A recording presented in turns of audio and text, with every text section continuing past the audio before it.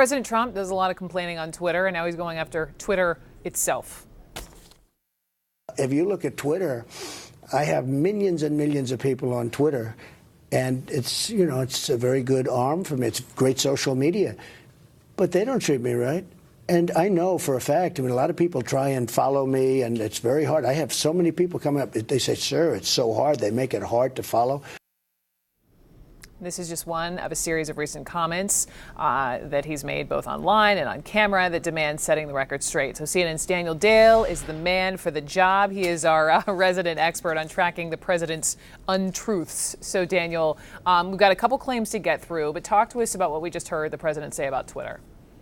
It's not hard to follow the president or anyone else on Twitter. You just click a button. What did happen was last year, Twitter purged fake accounts, bots, from lots of people, including myself and other reporters and other regular people. The president lost a few 100,000 followers in that purge. So that, if he wants to complain about that, that's fair enough. But there was no evidence that it is difficult to follow him. And I will note quickly that one of the telltale signs that he is about to make a false claim is if he tells a story in which someone calls him sir. So note the sir there, and note the sir in future stories. Sir equals untruth. Tall tales. Here's another one. I have the president tweeted this today. As most people are awake, according to the polls, I won every debate, including the 3 with crooked Hillary Clinton, despite the fact that in the first debate, they modulated the sound on me and got caught. The crew looks somewhat easier than crooked, but you never know. Did he win every debate, Daniel?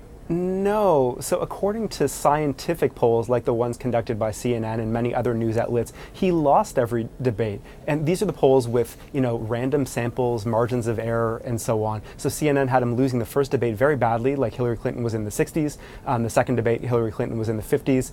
And the third debate, she was at 52. What Trump did win were junk polls that websites do to increase reader engagement. So those are the ones where you can just go and click, who do you think won the debate? And so you can just flood those sites with thousands of your followers and win those polls. And so when we're talking about scientific polls, the real polls, no, he did not win. Okay. Trump also tweeted, people are fleeing New York like never before. If they own a business, they are twice as likely to flee. And if they are a victim of harassment by the AG of the state, like what they are doing in our great NRA, which I think will move quickly to Texas, where they are loved, ... What is he even talking about?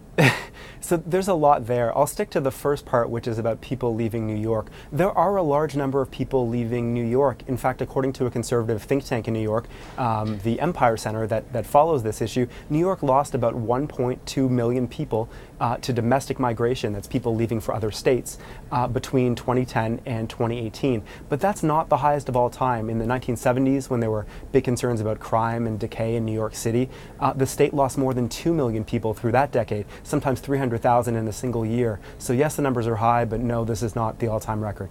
I think like never before is another tell. Speaking of New York. It is. Yeah. Speaking of New York, it's one of the cities that gets a mention in this bizarro exchange with Tucker Carlson. Here's a clip. You come to where we are now, Osaka or Tokyo, and the cities are clean. There's no graffiti. No one going to the bathroom on the street. You don't see junkies. It's very nice, isn't it? Very different from our cities. Yep. Well, some of our cities. Some of our cities. But New York City, San Francisco, Los Angeles, they've got a major problem with... It's very sad. With filth. Very sad. Why is that? It's a phenomenon that started 2 years ago. It's disgraceful. I'm going to maybe... And I'm looking at it very seriously. We're doing some other things, as you probably noticed, like some of the very important things that we're doing now. But we're looking at it very seriously because you can't do that. You can't have what's happening where police officers are getting sick just by walking the beat. I mean, they're getting actually very sick. Where people are getting sick, where the people living there are living in hell, too. Although some of them have mental problems where they don't even know they're living that way. In fact, perhaps they like living that way. They can't do that. We cannot ruin our cities. Where is that question coming from? Or just in general, that conversation? So this is one of these Trump stories that's so hard to fact check because it seems like there are nouns missing. Like, what is it? What is that? What is the phenomena? What is he thinking very strongly of doing? And so it's hard to be definitive. It seemed like he was talking about homelessness, in which case you have to ask the question, really homelessness started 2 years ago? Of course, this is a problem that's plagued the United States for centuries, and so it's very hard to determine what the president was saying, but we know that he was incorrect in at least some way. And then lastly, just on the nation's military, and I think I've heard him say this before, this is what he said about pay raises for the troops. And one thing I didn't mention, you also got very nice pay raises for the last couple of years, too. Oh, you care about that.